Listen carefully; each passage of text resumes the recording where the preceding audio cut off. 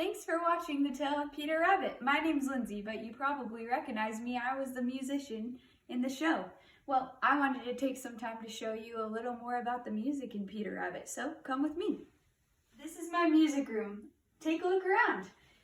It's not super big, but it's just the right size.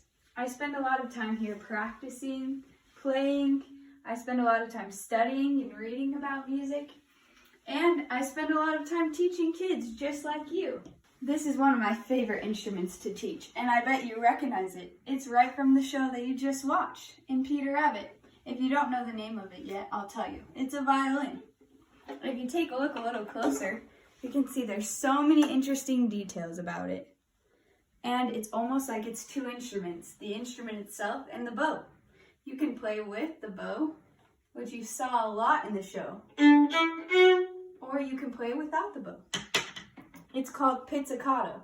You saw that in the show too, I'm sure.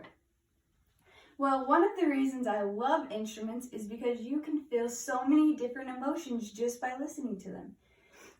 I bet you heard that in the show also, didn't you? Well, one of the things that Peter felt in the show was happiness. I bet you can think back to one of those times. And if you listen, I bet you will feel happy too.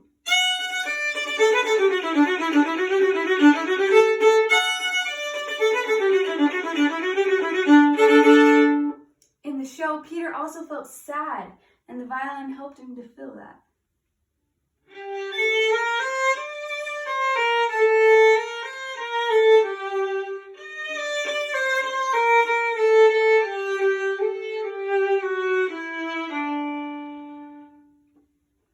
Well, there's so many different things we can feel on the violin, but the violin's not the only instrument. And I want to show you one more of my favorite instruments. This is a piano, and you've probably seen one of these before. Well, just like on the violin, we can feel so many different emotions. If you are playing the piano and you want to feel a sad or an intense emotion, you might play in the lower register here.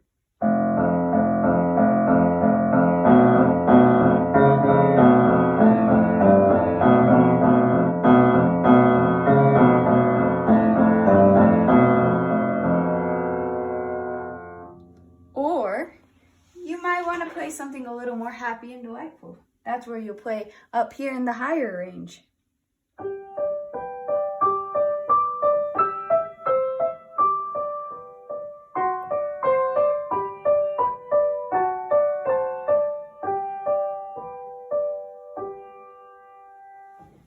Well, now that I've showed you a couple instruments I have around your house, I want to help you make one for your house too.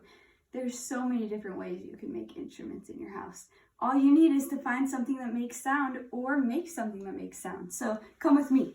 Today I'm going to teach you how to make maracas. You just need a few things, and I bet you have them around your house. You need some kind of tape, some plastic spoons, at least 2 of them, a plastic egg from Easter. Peter loves plastic eggs.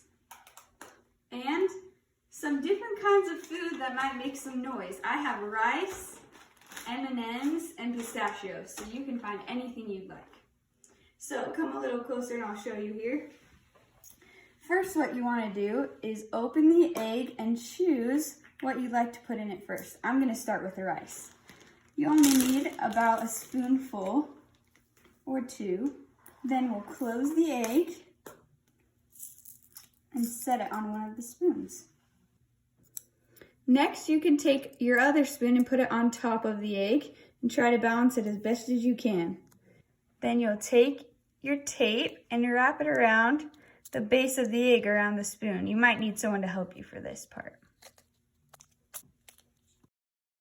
Once you've put the tape around the eggs, your maraca's done. It's pretty cool. You can shake it just like that, or twirl it, or make a whole different variety of sounds. Now I've done the same thing in this orange maraca, but this time I put M&Ms inside. Listen to the different sounds they make. This is the rice, and this is the M&Ms. Now it's your turn. You should make the same thing at your house and listen to the different sounds that you can make in a maraca. If you have any questions at all about any instruments or anything about Peter Rabbit, you can send me a message at my email. Thanks so much for watching and have a great summer.